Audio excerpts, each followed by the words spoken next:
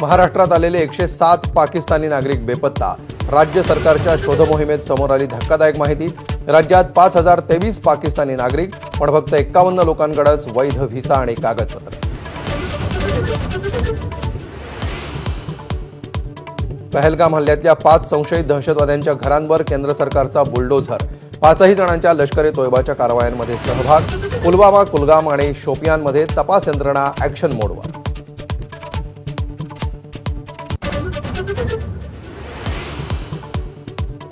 पहलगाम हल्ल्यानंतर काश्मीरमध्ये कसून शोध मोहीम। भारतीय लष्कर दहशतवाद्यांच्या मागावर।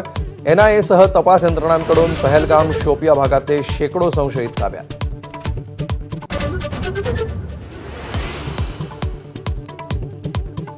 सिंधू नदीचं पाणी रोखण्याच्या भारताच्या निर्णयानंतर पाकिस्तानची दरपोक्ती।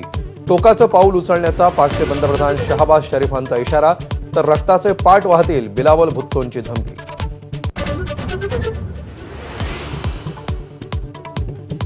पहलगाम हल्ल्यानंतर लष्कराकडून काश्मीरच्या सुरक्षेसंबंधी ऑडिट रिपोर्ट केंद्राकडे।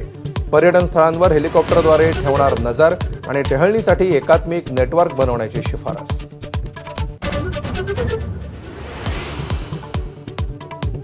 पहलगाम हल्ल्याचा कट मार्चमध्ये तोयबाच्या सैफुल्लाच्या नेतृत्वात 5 कमांडर्सनी रचलं कारस्थान।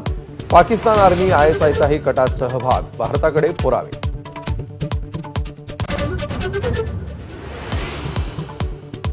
पाकिस्तानच्या आयएसआयकडून जम्मू काश्मीरमध्ये आणखी हल्ले होणार असल्याची गुप्तचर संस्थांची माहिती। भारतीय रेल्वे काश्मीरी पंडित निशाण्यावर। जम्मू काश्मीरच्या उत्तर, मध्य आणि दक्षिण भागासाठी अलर्ट जारी।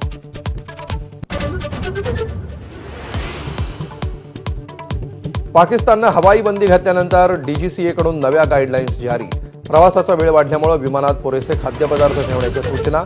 आठवड्याला 800 पेक्षा अधिक विमानं जात होती पाकिस्तानच्या हद्दीतून।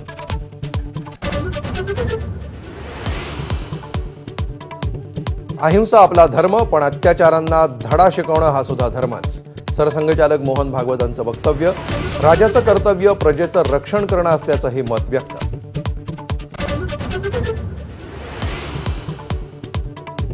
जेपी नड्डा आणि मुख्यमंत्री देवेंद्र फडणवीसांकडून पुण्यातील कौस्तुभ गणबोटे आणि संतोष जगदाळे यांच्या कुटुंबियांचं सांत्वन। सरकार दोन्ही कुटुंबियांसोबत असल्याचं मुख्यमंत्र्यांचं आश्वासन।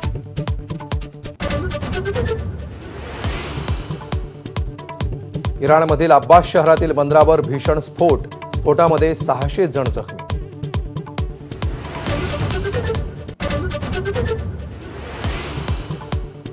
वेळ आली आहे एकत्र येण्याची। मुंबई आणि महाराष्ट्रासाठी शिवसैनिक तयार आहेत। उद्धव ठाकरेंच्या शिवसेनेचं ट्विट। राज उद्धव यांच्या साद प्रतिसादानंतर एकत्र येण्याची चर्चा जिवंत ठेवण्याचा प्रयत्न।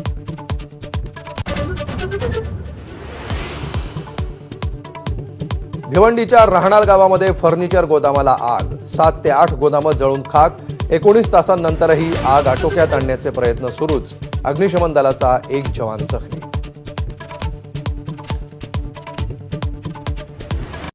Headlines brought to you by Chitale Bandhu. आपण पाहता एबीपी माझा। ब्रेक नंतर 10च्या बातम्यांमध्ये पुन्हा एकदा